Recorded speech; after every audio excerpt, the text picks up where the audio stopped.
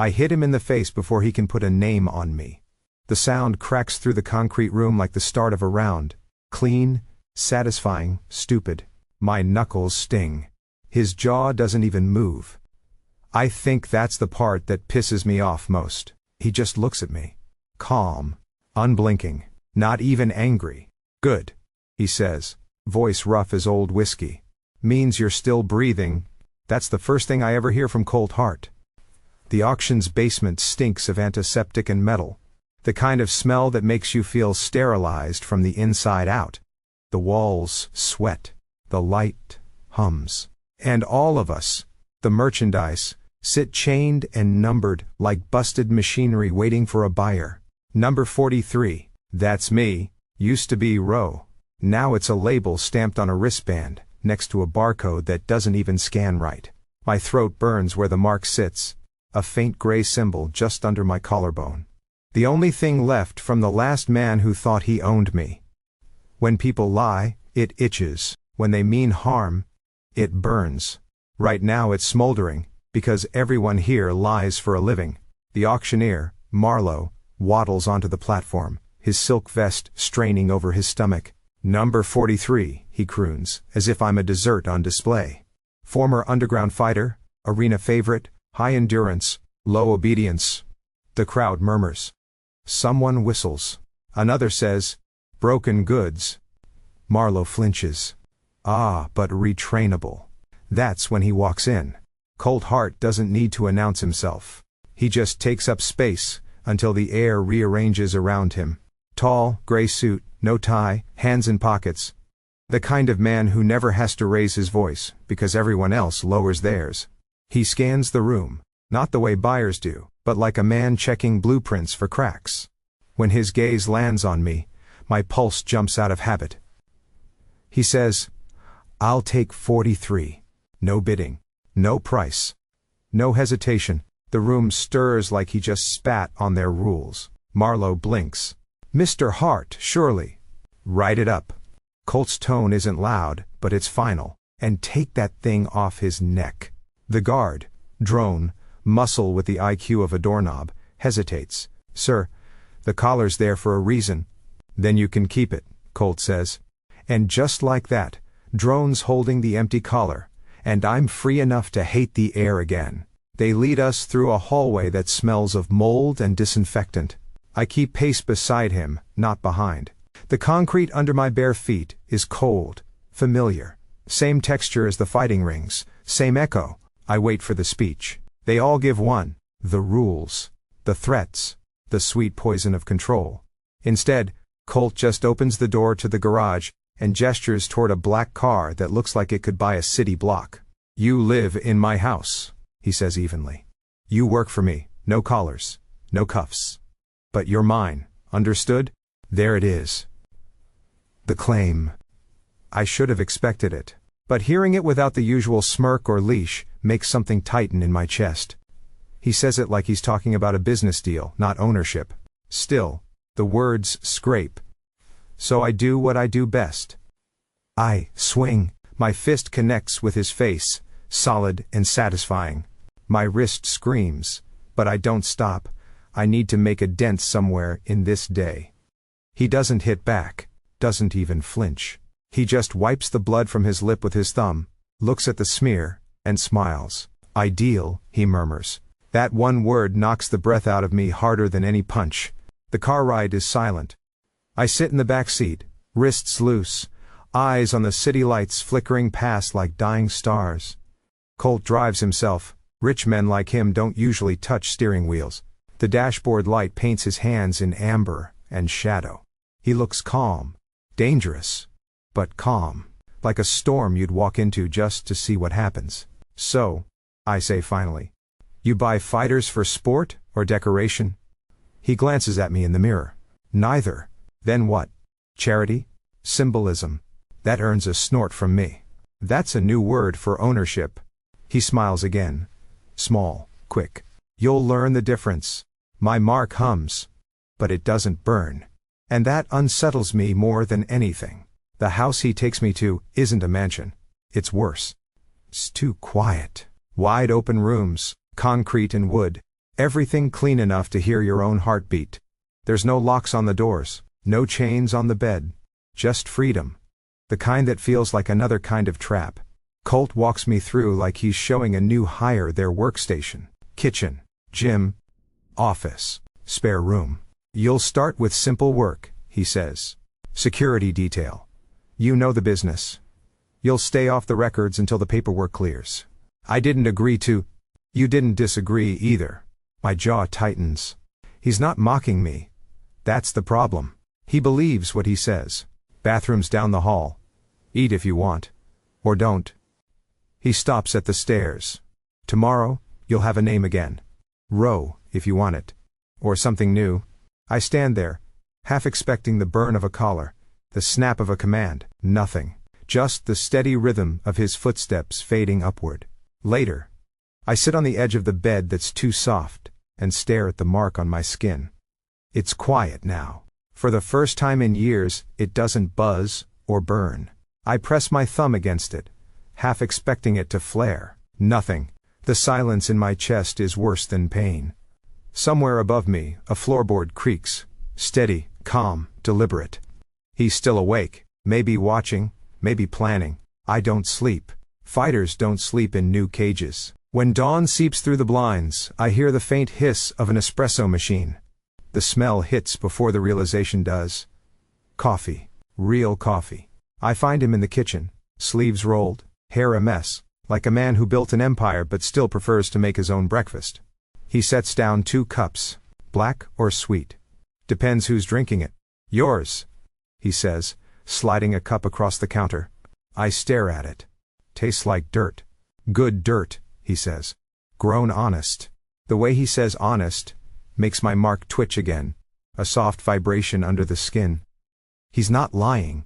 That's what scares me. When I finally retreat to the guest room, the bed feels a little less like an ambush. My knuckles ache. My body still hums from adrenaline and confusion. And in my head, his voice plays back, steady as a drumbeat. You live here. You work for me. No collars. But you're mine. I tell myself I'll break him before he breaks me. But the truth slips through. Low and traitorous. He didn't buy a slave. He bought a challenge. And somehow, that might be worse. People who smile after getting hit are either saints or monsters. I've always been terrible at telling which is which. I wake to the sound of a city breathing through glass. The room is too neat. A square cut out of a catalog, concrete, and warm wood. A window that turns the skyline into a polite painting. It smells like lemon oil and new fabric, and underneath that, faint, steady, Colt. My mark lies quiet against my skin, a small animal finally asleep. Old habits first, exits, distances, objects. 2 doors, one to the hall, one to a bathroom. Vent cap big enough to pry off if I have to. Knife block on the kitchen island in my peripheral memory, 10 paces. From the spot where I'd stand if someone came at me from the stairs. The floor's polished enough to slide if I need momentum. The rug is heavy enough to trip someone if I tug. I breathe in, count back from 5. Stand. He's already up. Of course he is. By the time I reach the kitchen, the city's turned the windows into a tank of moving light. Inside the tank, Colt, sleeves rolled to his forearms, grinding coffee. By hand like it's a ritual that keeps the rest of him from dismantling. Copper sesve on the flame. 2 thick glass tumblers, waiting where a lesser man would put crystal. Equal, they say without saying. Start line, not finish. He doesn't look surprised to see me. Showers down the hall, clothes in the wardrobe. We leave in an hour. No order in his tone. Just a calendar, speaking through a human mouth. You always make your own coffee? I ask, because silence would mean he wins the first round. Most days. Don't you have people for that? I do.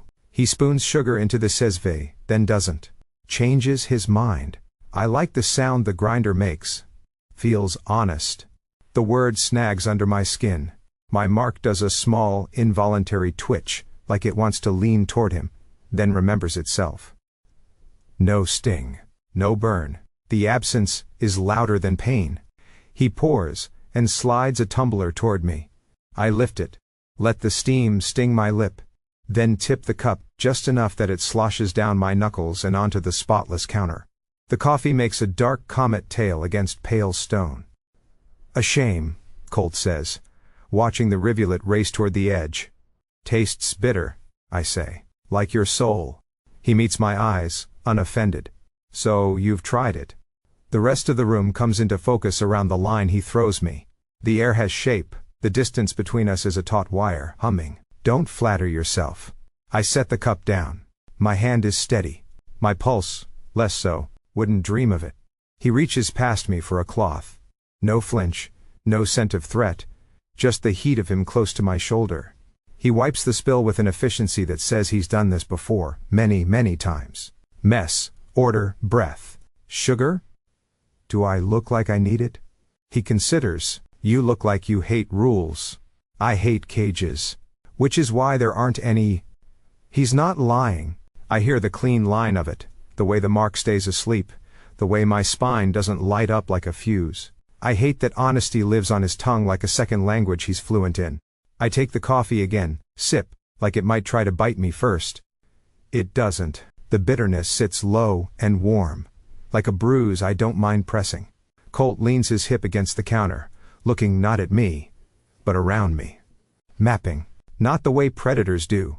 No greedy gleam. The way engineers do. Where are the strains? Where will it break? What happened to your eyebrow? He asks, neutral. Teeth, I say. Yours? Someone else's. A corner of his mouth lifts. Brief as a heartbeat. Shower, he says. Clothes. We'll go through the day on the drive. And if I say no? We'll go through the day on the drive, he repeats, not unkind. I should snap. I don't. I finish the coffee instead, because I suspect refusing would hand him a win I can't afford. The shower is a small weather system. Hot water drills into the knots behind my shoulders. Steam purls on glass that reflects me in dull ghosts. For once my mark doesn't glow back like a warning sign. It sits pale as frost, quiet in the fog. I touch it with 2 fingers. It sleeps on. Clothes, black, from the wardrobe he mentioned. Fit like they were cut by someone who knows how I move. Not flashy. Not cheap. I hate that I like them. When I return to the kitchen, he's reading something on a tablet. He sets it down when my footfalls hit the doorway, as if my presence has a gravity he doesn't fight. Breakfast? He asks. I arch a brow. Wasn't an order, he adds. Good. I'd have ignored it. Suit yourself, we leave in 30. I take an apple because I despise the idea of fainting on principle. We tour the house like he's giving me a schematic. Gym. Free weights and mats. Clean chalk dust in the air. Mirrors that don't lie. Office behind a glass wall, looking out over a slice of river and the spines of buildings. Shelves full of objects that look like stories trapped in shape, a broken locket, a ticket stub, a snapped-off brass tag. He doesn't explain them. I don't ask. Why the glass? I ask instead, nodding toward the office wall. Reminds me not to turn the room into a bunker. He says it like a joke that ate too much truth. My mark stays still. No lie there either. The door buzzes. Colt glances at a small camera feed near the fridge. That'll be Mira. I thought you said we leave in 30. We do. He taps the screen. She's early when she's angry. The elevator doors open directly into the hallway. A woman steps out with a folder under her arm and a look like she's already triaging 6 disasters no one else can see. Late 30s. Perfectly controlled hair. Gray suit that could cut glass. Mira, Colt says. Row. Her gaze skims me the way scanners pass over contraband. Not cruel, not kind, assessing. You're taller than the file made you, she says. As if we're discussing a couch that won't fit through a doorway. Blame the person who wrote the file, I say. I did. She hands Colt the folder. PR drafts, legal drafts, security drafts. Pick your poison. Colt nods at me. Mira runs operations. If you want something done, she's the reason it gets done. If something doesn't get done, it's because she didn't want it. Charmed, Mira says, dry. To me, you're a problem. Also a chance. I prefer chances. She turns to Colt, and Jack's texted. He's downstairs with the car. He says the garage smells like someone died trying to impress a valet. Accurate, Colt says. Tell him we'll be down. Mira's attention returns to me, sharp as a stitch. You know how to keep your mouth shut in public? I know how to keep other people's mouths shut, I say. Her mouth twitches. Not a smile, a recorded near attempt. Close enough. We'll polish your edges later. Colt, I need a final on tonight's guest list. We'll talk in the car. He angles his head toward the door. Row. I don't like how easily my feet decide to follow. In the elevator, Mira stands to my left, Colt to my right. I feel like a knife being evaluated for balance. Jax, Mira says, when the doors open.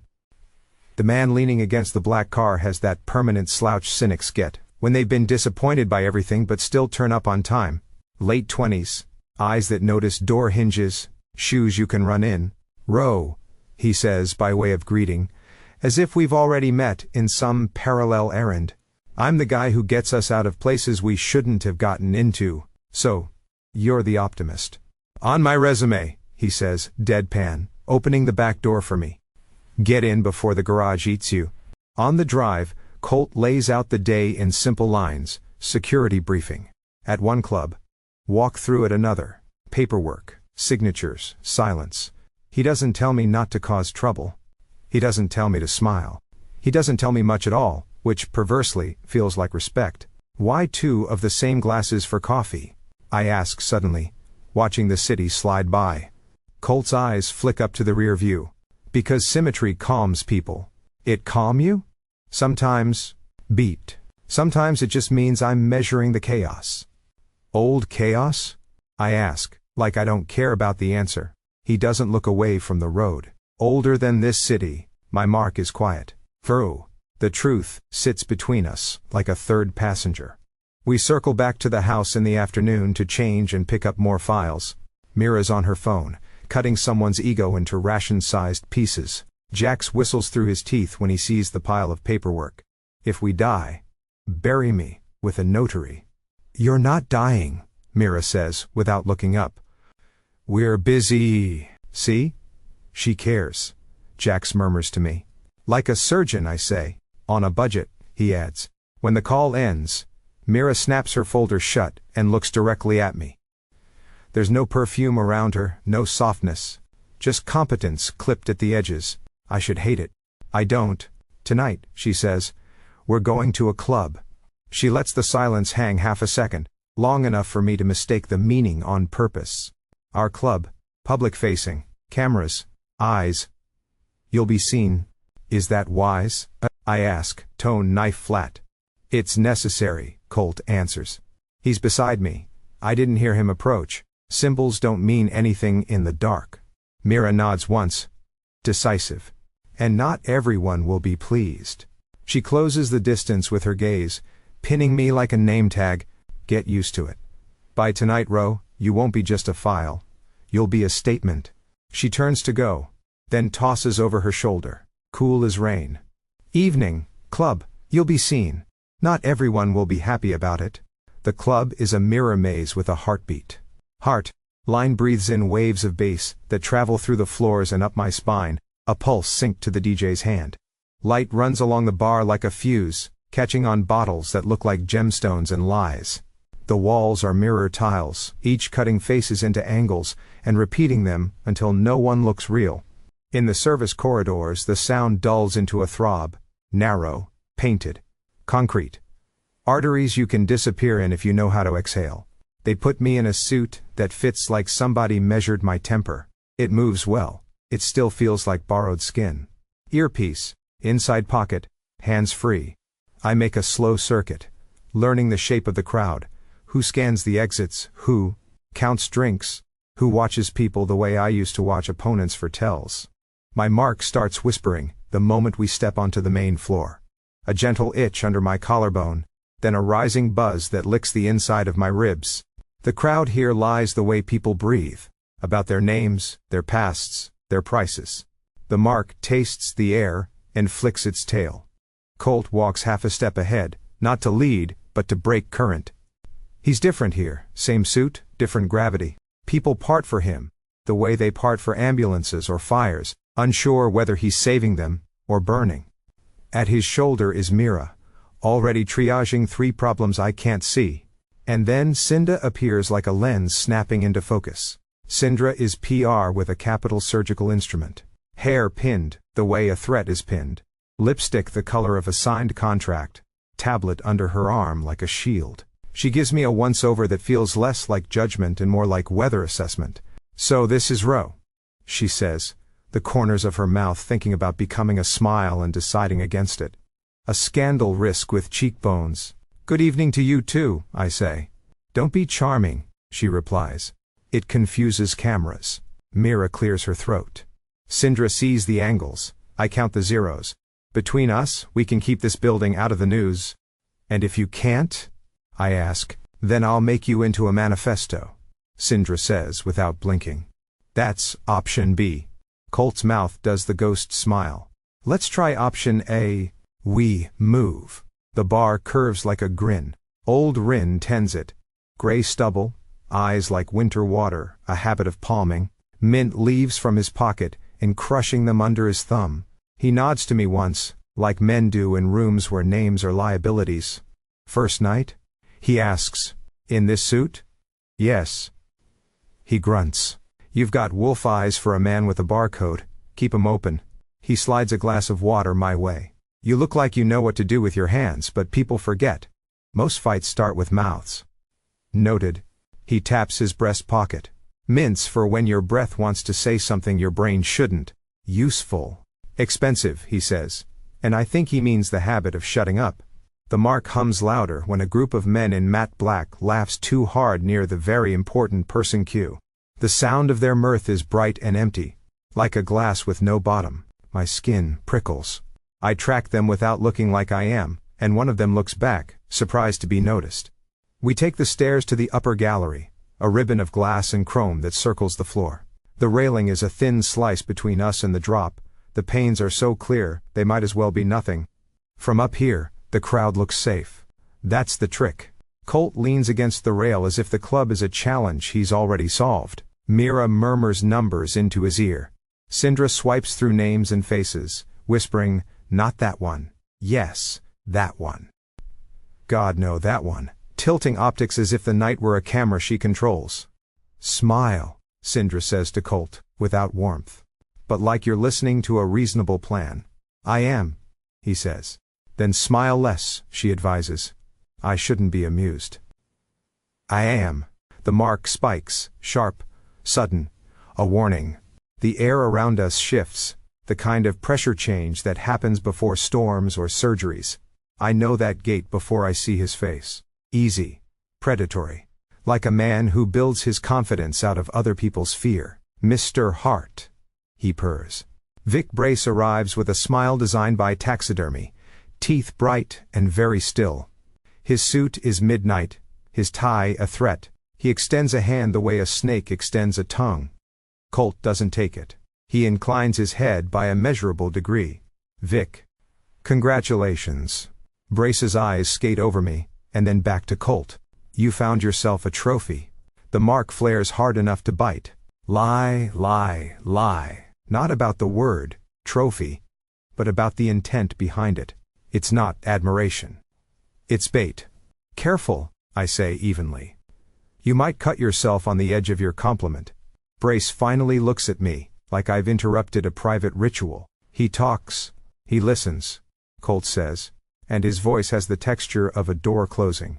Brace's gaze flicks to my throat, to the fading outline of the old mark. Rehab didn't take, I see. Some of us don't break that way, I say. You'd be surprised what breaks men, Brace murmurs. Pressure. Time. Claustrophobia. My knuckles remember the shape of his cheekbones. The mark is buzzing like a trapped hornet under my skin. The room fills with the white noise of polite dishonesty. My breathing wants to quicken. I force it to slow. Enjoy your night, Vic, Colt says. And there's steel in it, a clean blade under velvet. Don't touch my staff. Brace's laugh is a spill of glass beads. Yours? So possessive. You never struck me as sentimental. Not sentimental, Colt replies. Responsible. Sindra shifts half an inch closer to Colt, without looking like she does. Mira's thumb hovers over her phone like a trigger. Old Rin glances up from the bar below, squints, and palms another mint leaf. Good trophy, Brace says, eyes sliding to me again. Sturdy. I had a similar model once, but it kept malfunctioning. I feel the first heat lick of violent intent rise unbidden. It's an old tide, and a familiar one. The mark turns to a live wire, sibilant, eager. The crowd's curated lies flood it. Their fake laughter, their false names, their planned alibis, and all of it becomes a static that coats my teeth. Colt doesn't raise his voice. He's my man, period. He says it to Brace, but it drops through the gallery to the floor. A wait. People hear. The sound changes. The distance shifts. I don't look at Colt when he says it. I look at Brace, because I want him to understand what the words cost me not to hate.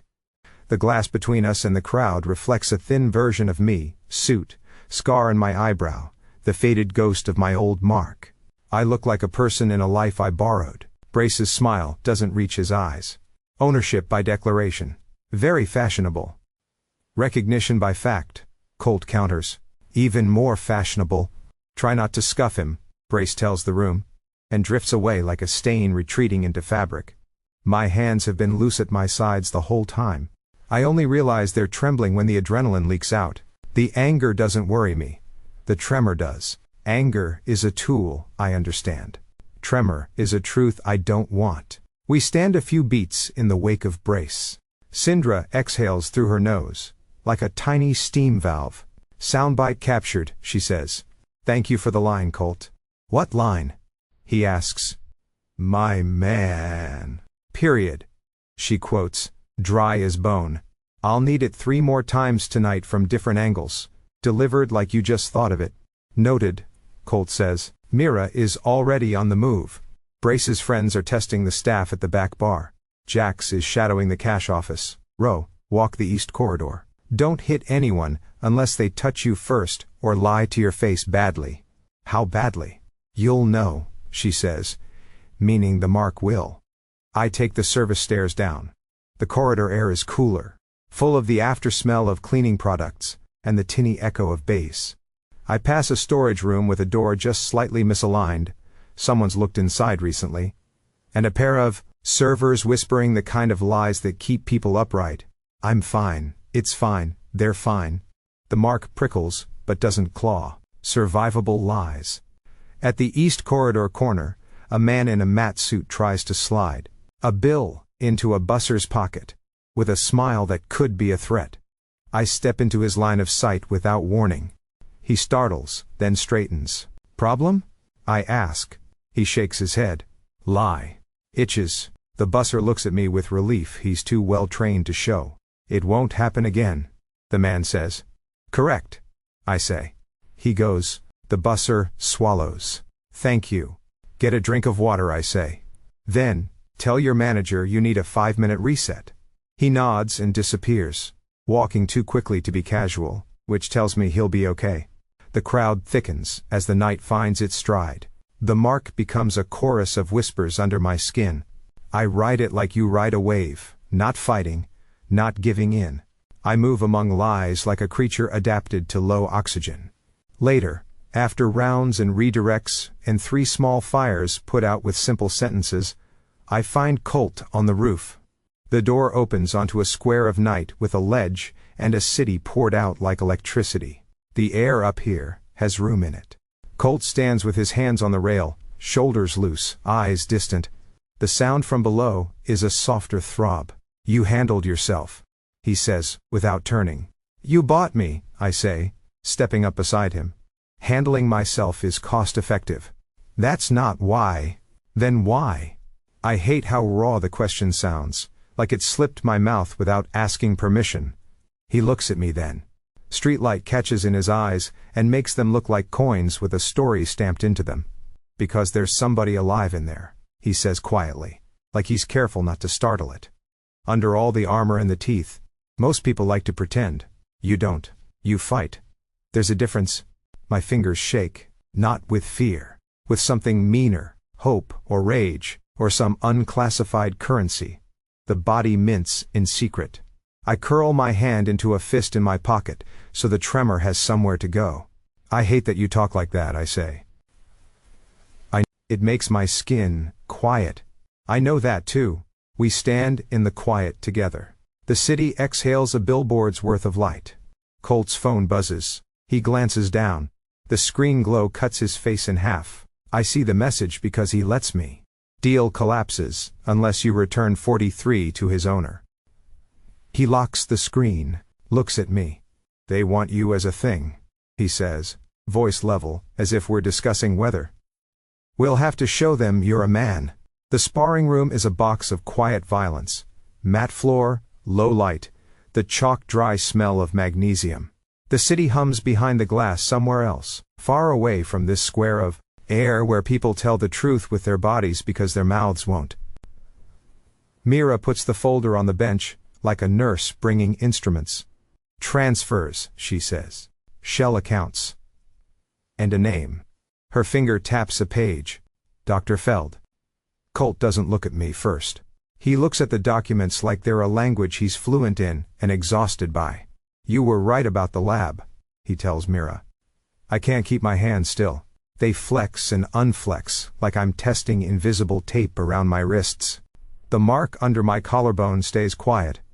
A coin cooling after flame. Mira leaves with the silence of someone who prefers exits to conclusions. The door breathes shut.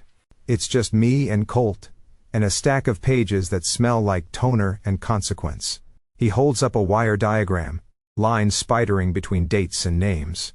They didn't just train you, he says. They funded research. Feld runs a facility that writes papers no one will ever read. He's interested in, his phrase, omega non-compliance. The word is a bruise I know the shape of. Your brother, Colt adds. Like he knows the shape too. They tagged him as a study asset. The floor moves. No, it doesn't, but my balance tilts as if the room decided to lean on me.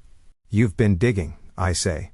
It comes out low and grated, like it caught on the edge of something sharp. I was digging, Colt says evenly, before you threw the first punch. He sets the page down and finally looks at me. There's light on his cheekbone that makes him look carved and dangerous. You fought for money, he says, and for survival. And because you were very good at it. But that's not why you stayed as long as you did. I stayed, I say. Each word hauled out of a pit, because they had my brother. He nods once, not approval. Not pity, agreement with the physics of it. You saved one person, he says. And the line of his mouth goes flat with the pain of the sentence he's choosing to say, by hurting others. That's the truth. It isn't an excuse. The mark does not burn. Honesty doesn't leave scars, it reveals them. There was a way to ease into this. I don't take it.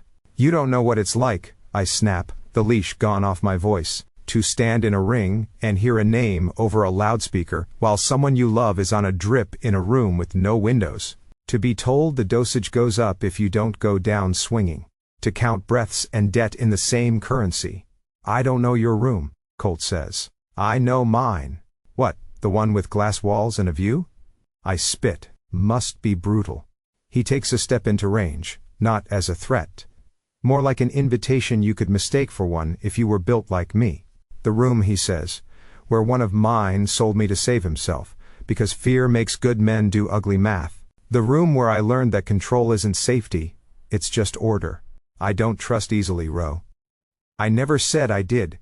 We're close enough now that I can see the tiny white scar near his jaw I didn't earn. I hate that I want to touch it. I hate that my body wants to understand this man like a technique. Say it again, I demand. He doesn't blink.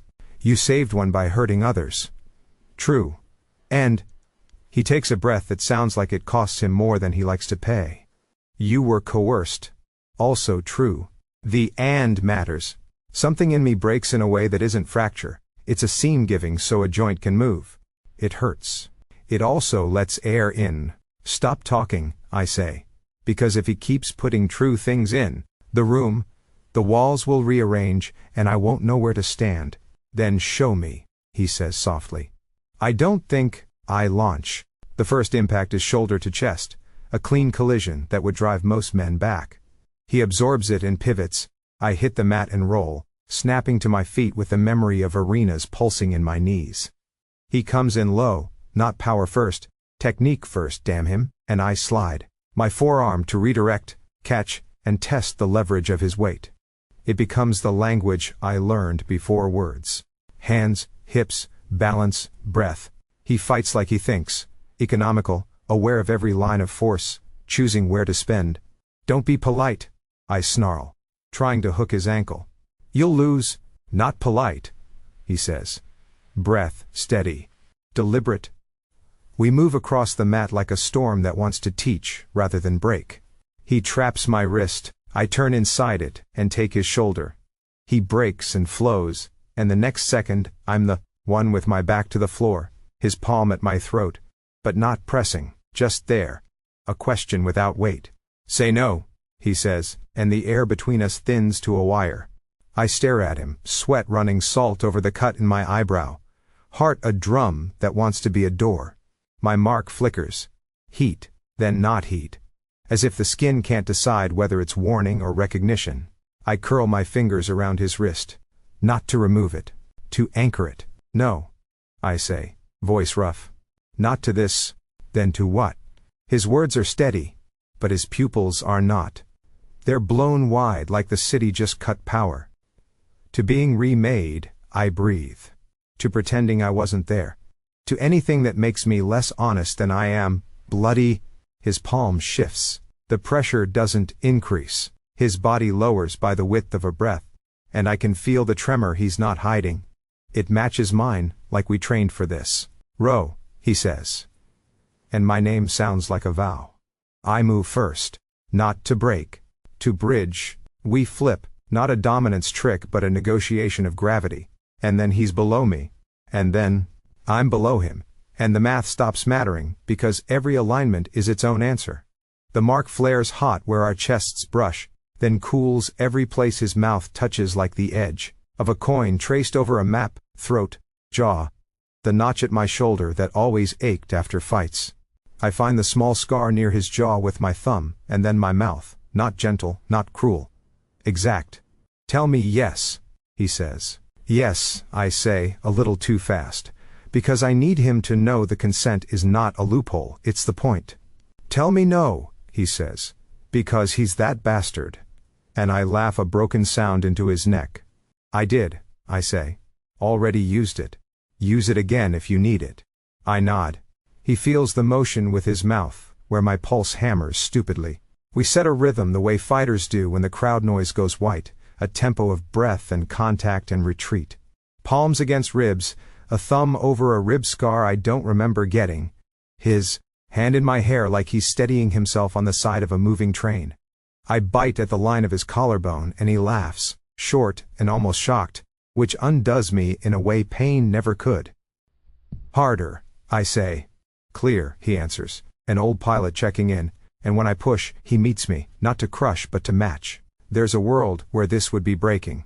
This isn't it. This is two men throwing their weight against an old door, until the hinges give, and the room beyond turns out to be air. When it's too much, heat like a fault line under skin, the mark turns cool, not in rejection, but in relief, as if it recognizes a pattern it was designed to map.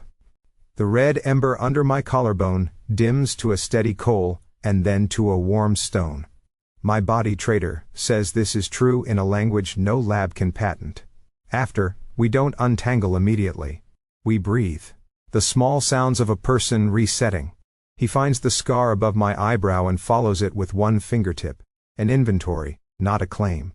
I lie there and count the beats it takes for the tremor in my fingers to fade. I say, because the words are owed, it wasn't victory. He huffs what might pass for a laugh if you'd never heard him fight. It's the start of a war. I grin at the ceiling, because the ceiling did nothing to deserve this and I don't know where else to put it. Then we're badly outnumbered. Good, he says. I hate boring odds. We shower because sweat lies. The rain heads come on like weather. The room fogs until the mirror loses interest in reflecting accurately. Steam curls around my ears and cuts the world down to breath and skin and water. My mark glows dull red in the mirror at first, like a coal that refuses to go out, and then softens to a quiet, human color. He steps in behind me, and the heat shifts to warmth, the line between warning and welcome redrawn by contact. "Look," he says. Not an order, a witness. I meet my eyes in the blurred glass. The outline is the same. Scar, jaw, fighter built for stubbornness. But the way I'm standing has changed by a degree that matters. Not bowed, not braced, balanced. He touches the edge of the mark with the back of his knuckles, respectful like it's a memorial. It doesn't flare. It accepts him like a password entered correctly. We don't talk much, while the water drums on our shoulders. Words have their place. Tonight they did what they had to. The rest is muscle memory, and washcloths, and space that doesn't need explaining. When we're dressed, the sparring room has cooled to its usual stillness, like nothing happened there except gravity doing its job. I lace my boots with fingers that don't shake and feel, as much as I hate the sentiment. The particular lightness that follows, telling the truth at speed. Jax appears in the doorway like men do who learned how to move without interrupting. He's holding a phone that looks like it burned his hand, and he's ignoring the blister. "I've got something," he says to Colt. Then to me, measuring. "Both of you." He taps the screen, and the room fills with a voice I'd like to remove from the world with a magnet. Vic Brace. Varnished and ugly even in audio.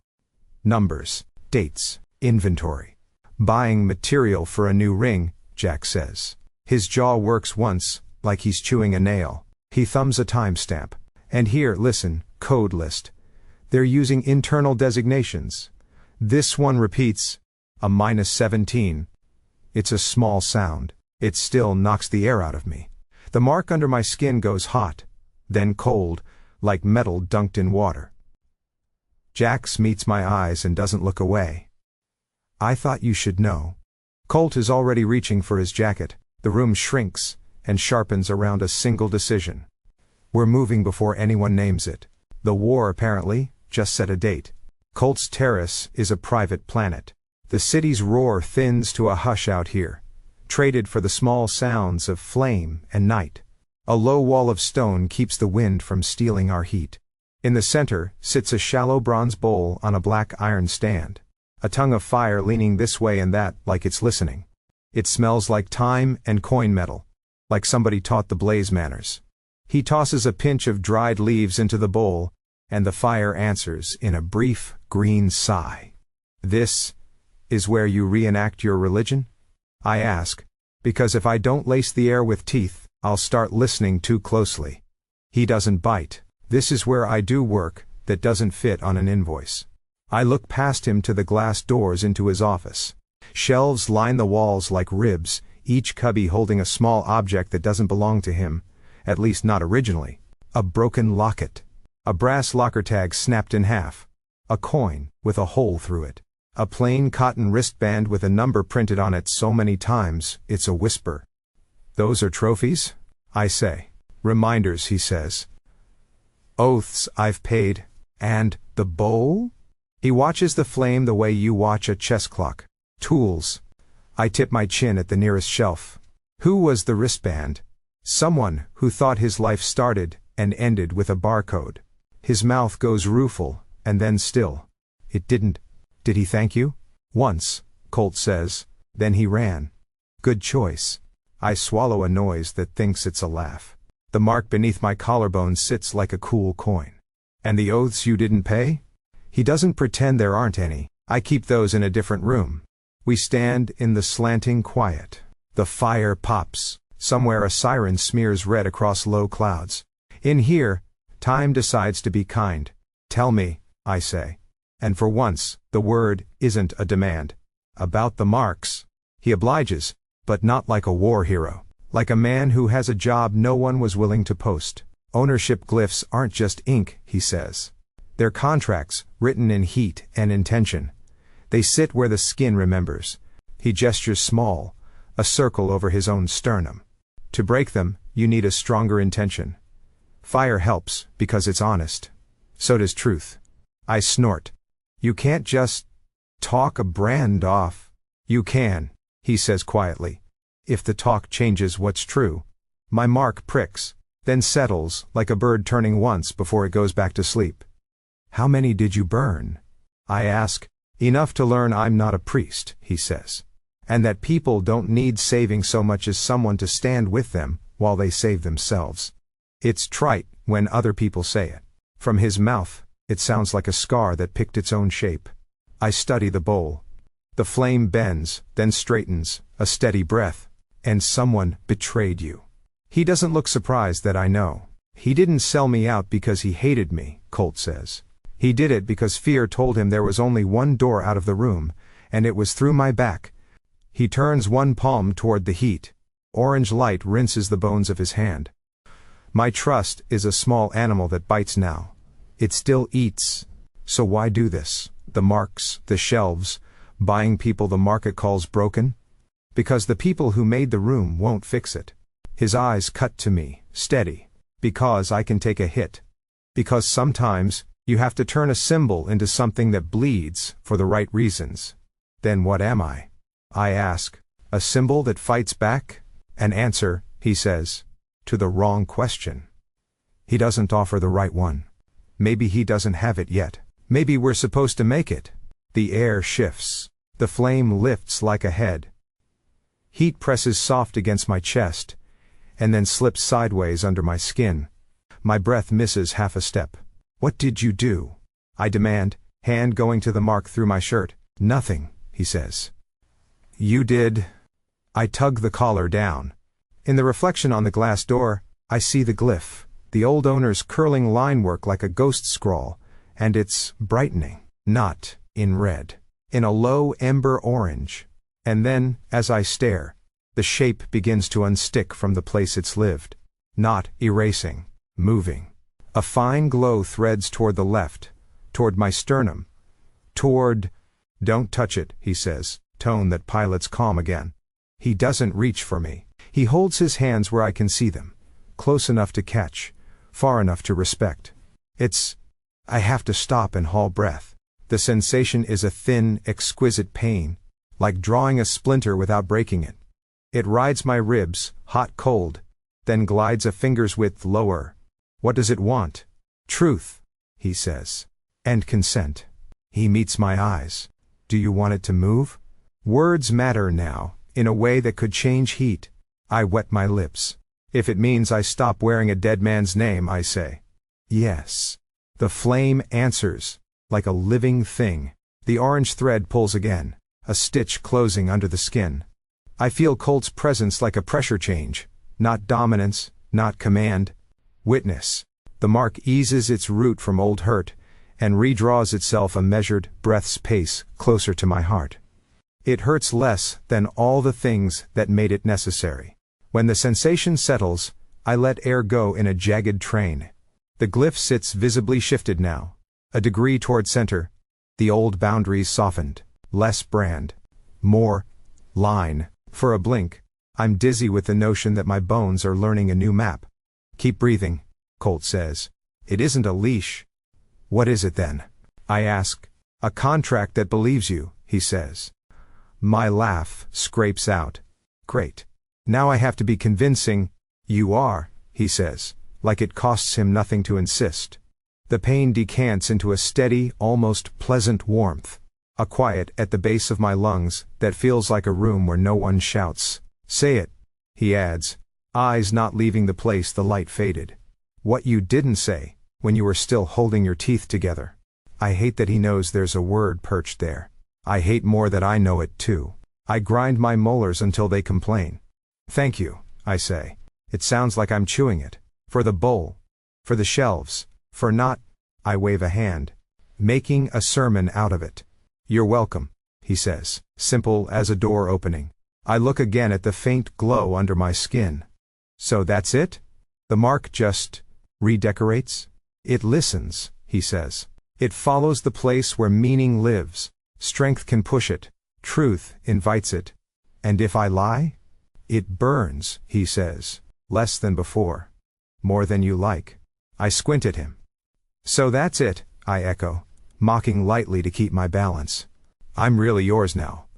No receipt, no warranty. His mouth hitches. I'd like a return policy. No returns, Mr. Hart. Store credit? Stop while you're ahead. A ghost of a grin. Never, my talent. He throws another pinch of time. The flame lifts, and then settles. The quiet we stand in after is not empty. It's occupied by the sense that a piece of the world got moved to the correct shelf. He tilts his head toward the office. Come on. We go inside. The air is cooler, touched by paper and old wood. The objects on the walls are arranged with the care of a field medic's kit. Everything where your hand can find it blind. He stops in front of a shelf with a brass locker tag, a singed ribbon, a coin. He touches none of them. I used to talk to these, he says. When the club closed and the city stopped pretending, I'd say the names. I'd say, I'm sorry, and I'm proud, and I don't know if I did enough. And did you? I ask. He tips his head once. Never, he says. Not the way I wanted, sometimes the way that mattered. I look at a small square of leather, with an embossed number, 43. I shouldn't be surprised there is one. Anger rises, an old, stale thing, then thins into something quieter. Put it up, I say. He glances at me. When this is over, I add, when we burn what needs burning. And if we don't make it? Then you can keep it in the other room, I say, with the unpaid oaths. He doesn't argue. We both turn as a knuckle raps the office glass once, Mira's trademark, a courtesy before she walks through you.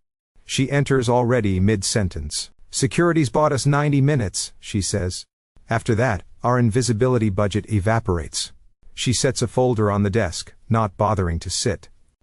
I have an address. The world narrows, without losing detail.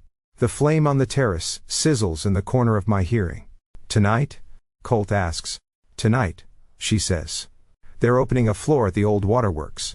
No signage, drones inside only. You won't get a crowd, you'll get a stream. She taps the top page, and there it is, in block print, clinical and obscene.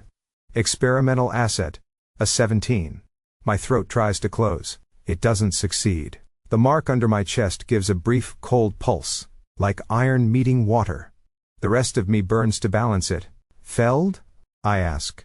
The word tastes like copper. On site for the first 2 hours, Mira says. They want his face on the data. Fanatic type. Believes suppression is a social experiment. Talks like a grand proposal. Acts like a cartel. Jax has eyes on the loading bay and a route out if we can keep a door open for 90 seconds. 90 seconds is forever if you're trapped. It's nothing if you're fighting.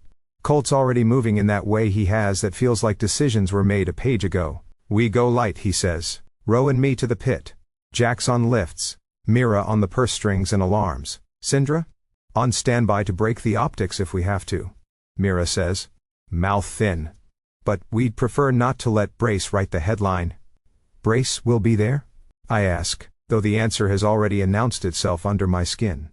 Buying material, Mira says. Grooming a sponsor list. Thinks he's invisible.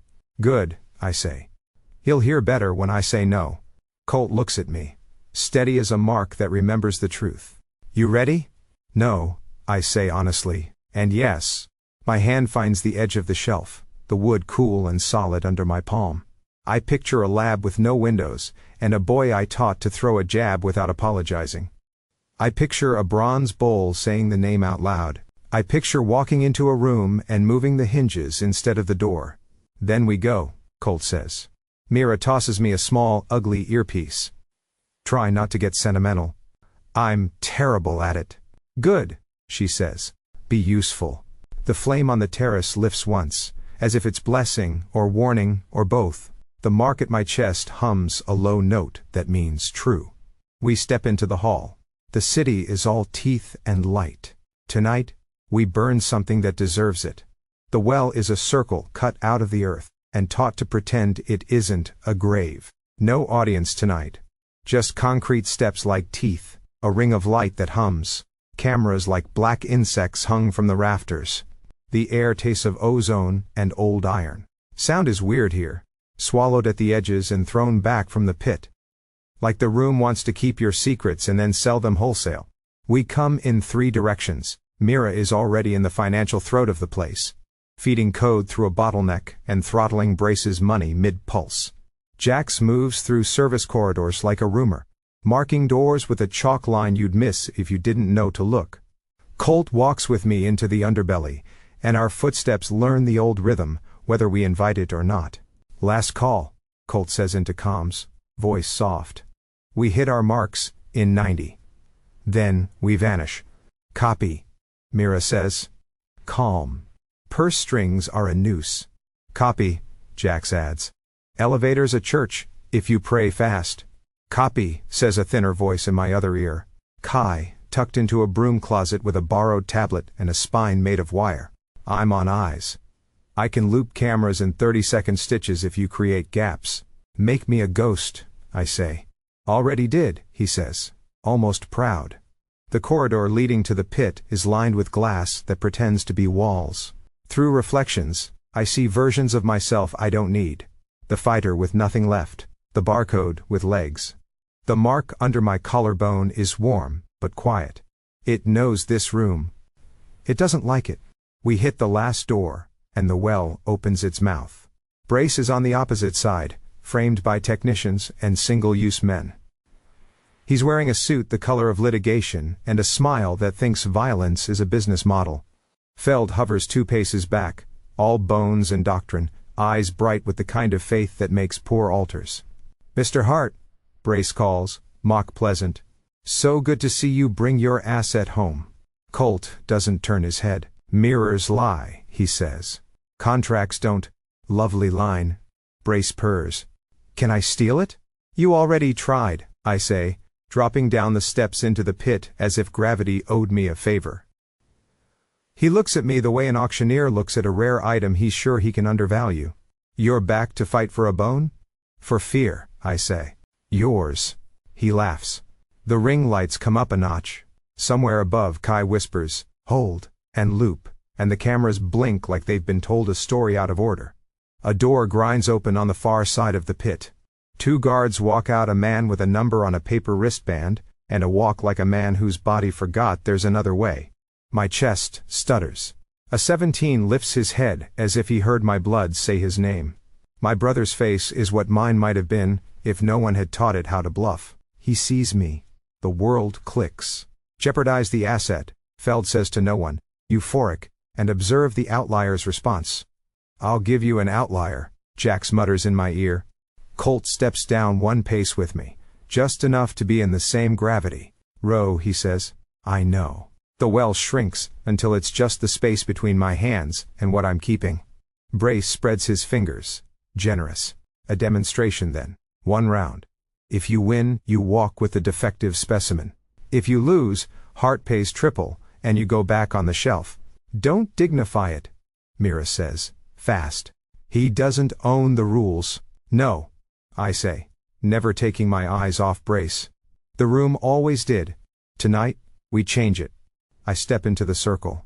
The floor has that powder-slick feel that remembers other skin. My mark wakes with a hiss, not like pain, like a fuse. The first man they send is not their best. He's their loudest. He comes in heavy, excited, the way dogs do when their handlers make the leash too short. He wants a shoulder crack, a noise, a clip for the stream. I give him nothing pretty. I give him labor. I take his center line with a palm and shift his axis 1/2 inch, enough to make his next step land on nothing. His breath stumbles. My foot writes a sentence on his ankle. When he drops, it's not drama. It's gravity, remembering.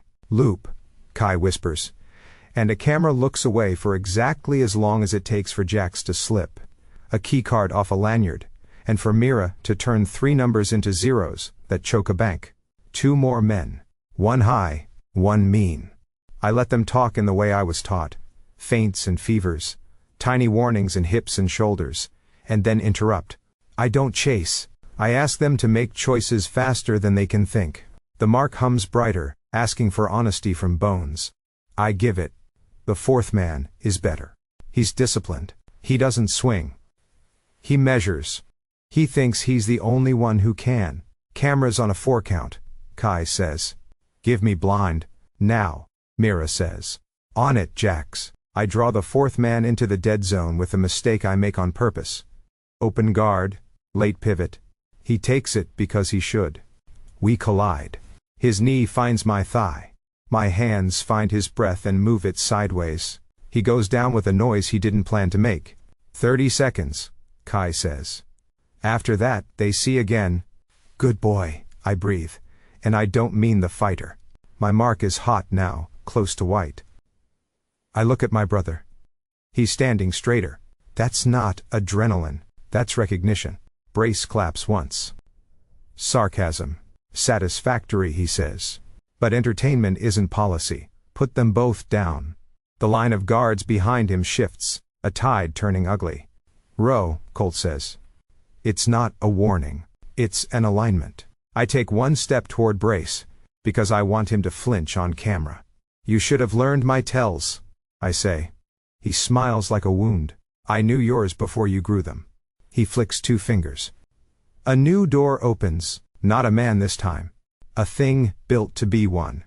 Tall, bruiser, with the kind of patience violence buys when it hires well. He comes down the steps, like he doesn't know how to be afraid. The room leans in. Cameras in too, Kai whispers. Prick. I can't hold them again unless you give me pain to sell. Copy, I say, which is almost funny. The big man moves like a metronome, not fast, not sloppy. He wants to walk me back to the rail and finish there. I don't give him that story. I give him rhythm. In fights, breath is currency. I spend mine cheap at first so he thinks I'm poor. I let him touch me where it doesn't matter. Let him hear the grunt he wants without the message he thinks it carries. Then I change. Quiet step.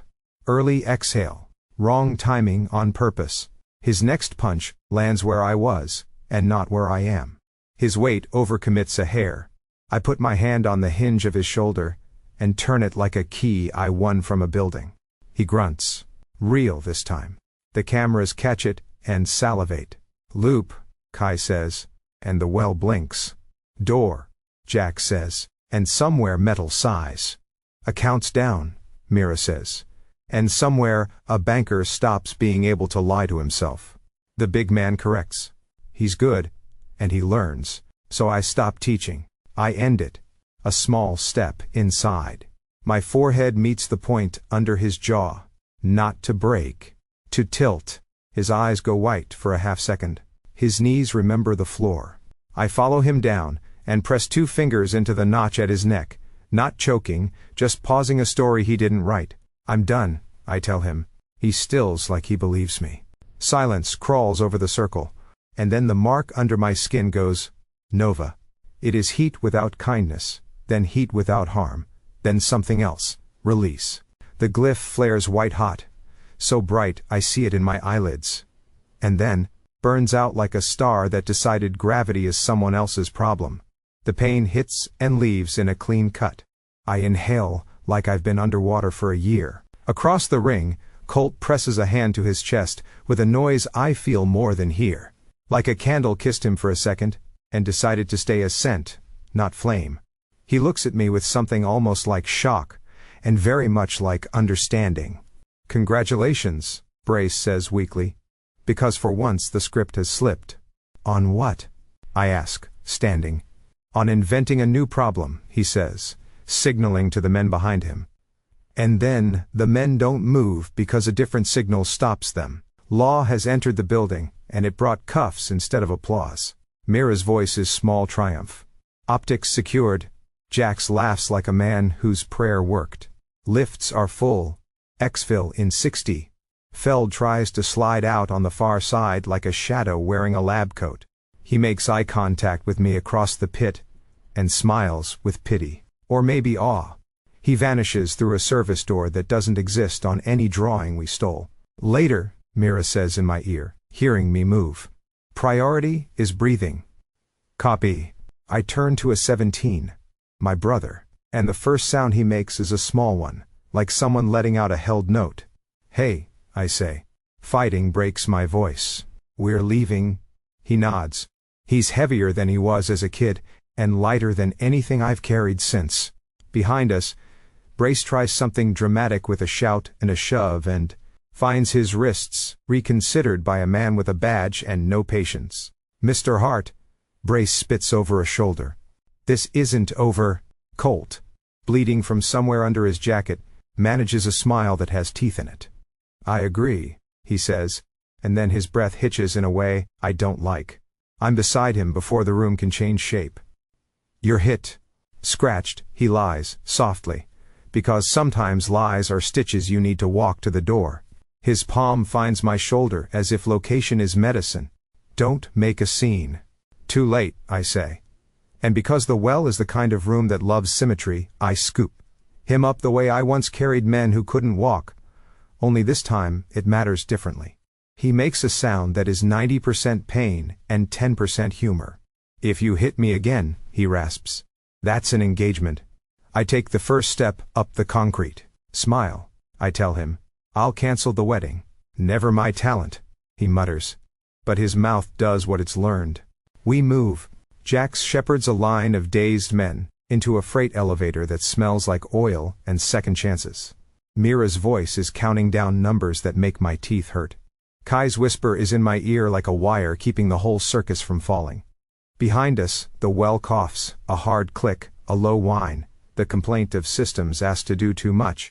Then the sweet final sound of detonators the building thinks are malfunctions and I know are miracles. The lights go out, one circle at a time. The cameras die like bugs in winter. The ring of the well becomes a mouth with no appetite. Ahead, a sliver of night opens where a door didn't used to be.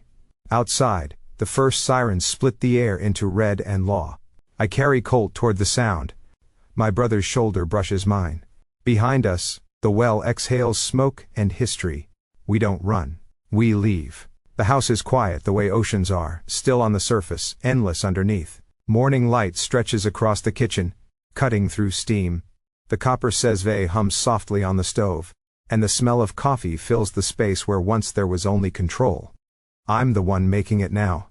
Colt leans on the counter, sleeves rolled, watching me the way some men watch storms. Not because they're afraid, because they want to know what the weather will do next. Mira left at dawn to meet the lawyers. She calls it restructuring, but we both know she's rebuilding a kingdom without a throne. Jax dropped by to joke about starting a union for people who accidentally committed heroics. Kai shows up twice a week, still clumsy, still fast, and still learning how to throw a punch without apologizing for existing. The world is strange like that. You survive, then you start teaching others to. The gym smells of chalk and citrus cleaner. Kai's stance is too tight. His fists know fear but not distance. Loosen your shoulder, I say, tapping it lightly. You're not holding your breath hostage. He exhales, and the movement smooths. There's pride in that small thing. His and mine. Later, I wander into Colt's office. The shelves have changed again. Among the keepsakes, sits a new pair of gloves. Mine from the well, and beside them, a tiny sliver of scorched metal. What's left of my old mark. It gleams faintly, like something that learned how to lose. I touch my throat out of habit. The skin there is clean now, unbranded. Still, the faint trace of his scent lingers. Cedar, smoke, coffee, and for the first time I don't want to wash it off. Colt walks in just as the says whistles. He nods toward it. Coffee's like your comebacks, he says. Burns, and wakes you up. I hand him a cup. Don't get used to it. Tomorrow, it'll be worse. His smile is tired and true. Can't wait. I take the stool across from him. The day outside starts slow and golden. The kind of morning that doesn't ask for armor. I'm not a number anymore. And if this is a war, it's the kind where you finally get to live.